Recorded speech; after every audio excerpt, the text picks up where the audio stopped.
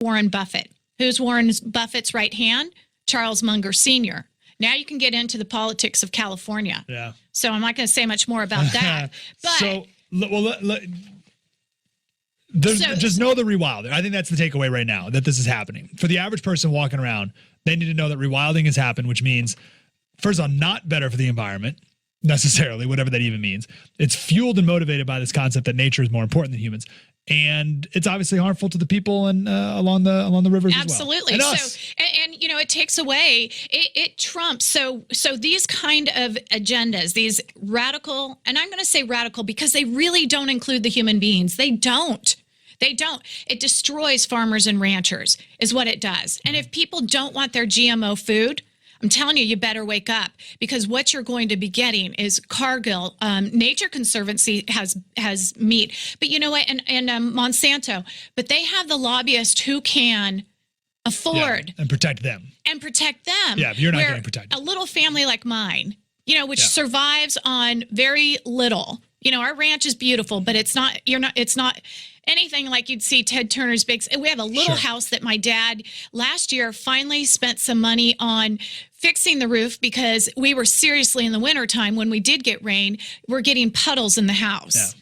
But because my mom and dad are afraid to do anything now, you know, any improvements, because they don't know down the road what kind of law, you know, suits they're going to have to fight under a radical agenda that puts rocks over people. Yeah, it's amazing. That's the leadership that's happening right now. That's so inflamed. No, I'm with you. That's the takeaway, and it ties back to what we talked about all show.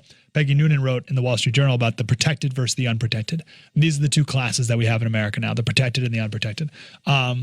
And Debbie, obviously, in the unprotected. I want to talk about this real quick, and then we'll go to Agenda 2030 in the next segment, Debbie. But this children's book from the UN, I just put it up on our Facebook page. You can search for the Mike Slater Show on Facebook. I took a picture of these two pages. It's a kid's book. Every page is a different environmental blight, right? So, Sea of Troubles, Chainsaw Massacre about taking down trees, Bring Back the Earth, Vanishing Mountains, Expanding Deserts, Atmosphere Cleanup, Atmosphere Alert, Smog, blah, blah. So every page is a different thing, right? So this one's about babies. And this is Agenda 21, Chapter 5. Again, this book is put out by the UN. This is a UN children's book. With Al Gore supporting it, by the way. And the Girl Scouts of America. Lots of Boy Scouts is on one of the linked pages.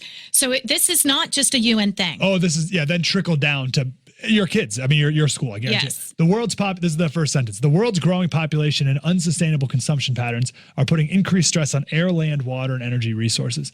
Did you know that within the time it takes to draw one breath, 500 kids are born? No, the solution is not to stop breathing. We have to stop the trend of rapid population growth. Our planet cannot cope with it much longer. And it goes on. This is old school, really radical extremist stuff from like the 70s that said there's going to be too many people for this planet and we won't be able to survive. This is the type of stuff from the environmentalists in the 70s that said, like Paul Ehrlich stuff, that said Europe won't exist, like England won't exist by the year 2000 because we're going to run out of food and all this other goofy nonsense. And here they are still pushing it to our kids in this kid's book. It's on our Facebook. Go ahead. Yeah, and you mentioned Paul Ehrlich. He's still a professor at Stanford. Amazing. And he wrote a book called Population Bomb. So, of course, they would put in a chapter about population in this book because Paul Ehrlich is very, very highly revered by the United Nations. Still today, even though in Population Bomb, and he was on Johnny Carson like 50 times.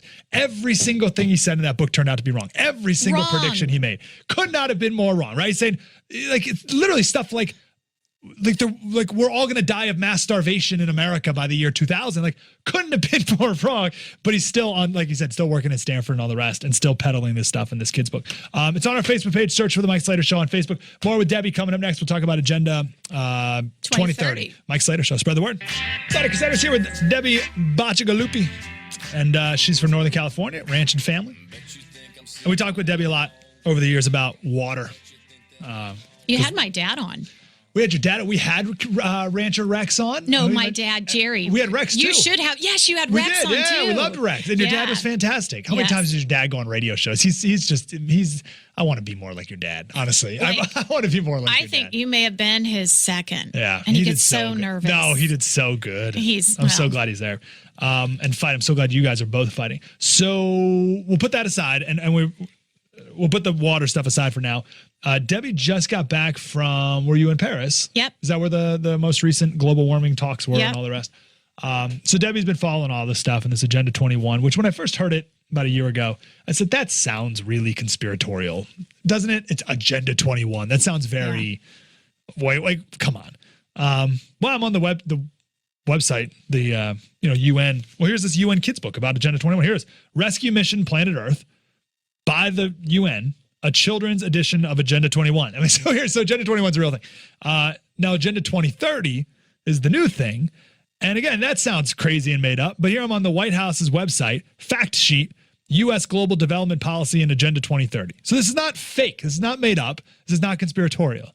Now, what's the relevance of it? That's the question. So tell us a little bit about 2030. Well, if you read a little bit further down, I'm not on that site with you. If you read a little bit further down, it discusses the United Nations Climate Change Conference that just happened. That you were at. Yes, and that the White House agrees with what happened, the Paris Accords. In fact, on April 22nd, 2016, at the New York headquarters of the United Nations. So the United Nations headquarters is in New York City.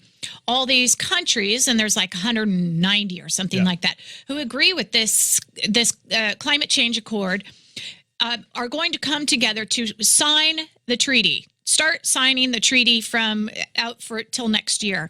And they're going to have big celebrations, and it's going to be a huge global carbon footprint, to kick off this big event in their fashion and their style. They do everything big, and they are the biggest hypocrites and double standard, double speak people you would ever meet in your life. But anyway, the idea is that to maintain the global temperature by 1.5 degrees. So they want to maintain it within a very, very tiny, fraction, 1.5 degrees.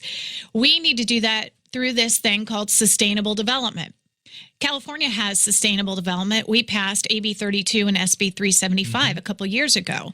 So it's not what's the future effects of this. It's California's leading the way. We've always led the way in America with this goofiness. Right. So We are the only state. AB 32. That's what that is. We are the only state that has a cap and trade system. And what is Jerry Brown doing? He is creating treaties, accords with other countries. Yeah. Mexico, Quebec, Australia. He is violating the Constitution. Because states are not supposed to make treaties with international. Yeah, they really are. So I remember when AB 32, when the California cap and trade deal first came out, there were a bunch of countries that were going to do this, but they all dropped out except for Quebec. I remember Quebec. It was Quebec and California were the only two people goofy enough to continue on with their carbon markets. Yeah. But you say now there's maybe a couple other countries. Oh yeah, yes, because they're leading the way now, and and the only way you can have a global cap and trade system is if more and more countries start hopping on the cap and trade scheme. Well, that was what the whole climate change conference was about. Is how together are we going to create a global action plan to reduce the world's consumptive behaviors, like all the things you buy. Why is that important? Because consuming things extracts resources from the environment, takes it from the planet, and then it creates greenhouse gases, and then you don't have the biodiversity, and then you have global warming. And again, real quick, let me just chime in. Jerry Brown, one of his great friends was one of the environmentalists in Europe. And he spoke at his funeral, and this was the environmentalist who came up with the philosophy that small is beautiful. So Jerry Brown said this in his first inaugural address, I think. He said, small is beautiful. Same as the less is more. We're going to use less, we're going to do less, we're going to consume less, hence water shortage. That's why in San Diego, we have too much water. We're dumping water into the ocean, and we're not capturing it because Jerry Brown doesn't want you to use it because he believes small is beautiful. Right, yeah, and it really is like if you can control all the resources, you have all the power. Absolutely. And government, like I said earlier, is only doing what government does, which is grow. Yeah. Garner more power. But that's what makes the United States so unique. There's no other country that gave the power to the people. We fled tyrannical rule. A mistake I hear all the time is people saying we're a democracy. You hear large, even GOP groups, you even hear GOP, presidential candidates call us a democracy. We're not. A democracy is mob rule. A democracy, the only difference between a monarchy and a democracy is how many people you allow to rule over you. Are we going to give up that system here in the United States? under the environment they want to give us to give up our individual rights, saying we are one common big happy planet, and because all of our ecosystems are linked together. If you breathe, like I read, on Friday in the Agenda 21 book, President Clinton's executive order, that all human action, we're breathing right now, as a human action, has an environmental consequence. And that in the 21st century, which is why Agenda 21 is called, it's the agenda for the 21st century. In the 21st century, we must, as an individual and a collective society, think about the impact that our breathing has on the earth, for example. The United Nations, it wants to be in fact, there's a new article out that I just read this morning that says that the United Nations wants to be the environmental police. And it makes sense because there are books like this book I have that I'm showing you, the Earth Charter, a framework for global governance. They have always wanted global governance. They've always wanted a United Nations system. That's why we hear about the United Nations all the time in the news. And yet the United Nations was founded to create peace. Under the United Nations, there has been no peace. In fact, we are even experiencing, some more wars in some cases. No, listen, we don't need to talk about how the UN is a total joke. We're all in agreement with that. But the fact that they need to redefine their purpose here and take away American sovereignty, all based on the name of the environment, right? The feel-good name of the environment. That's how they're going to do it. Right. That's how they're going to, and that's how Americans are going to blindly and willfully give up our sovereignty to the UN and decisions to the UN. And I don't care what stance you take or what position you take on any issue. Under no circumstance should people in the United Nations make decisions for us here in the United States of America. It's absurd. They do not take into consider natural rights. The U.S. Constitution doesn't give you your rights. The U.S. Constitution protects your rights. And if your listeners are hearing this right now, how much we've lost of our education of the Constitution and our history. If you cannot name the 5 liberties given to you in the First Amendment right now, which one are you losing? If you cannot define, if you can't define liberty, you can't defend it. Most people say liberty is freedom. No, it's not, because we go around saying freedom and liberty. If liberty meant freedom, so liberty is freedom plus morality. So we have like this right-wrong compass about us. And the experiment of the United States was, can man rule himself? Well, what the United Nations wants to do, and we have capitalism, right? I heard your earlier segment about Coolidge. He was persevering and he believed in the small business. That was the foundation of the United States of America. Freedom, perseverance, individualism, and your ability to create. Private property.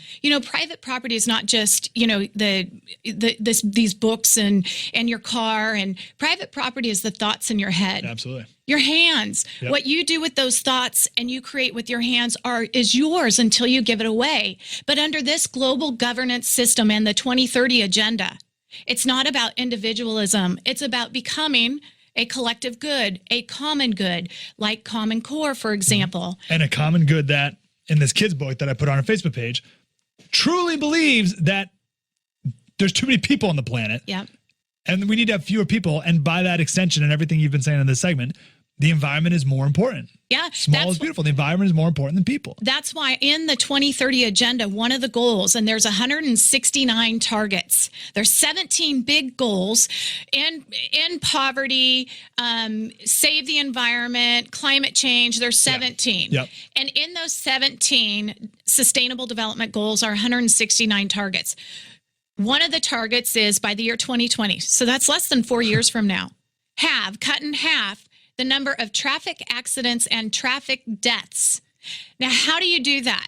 How do you have the number of traffic accidents and deaths in 4 years? So that's not come up with safer cars. That's not what that is. That's don't drive cars. That's have everyone take high-speed trains. Or walk or take, or bike.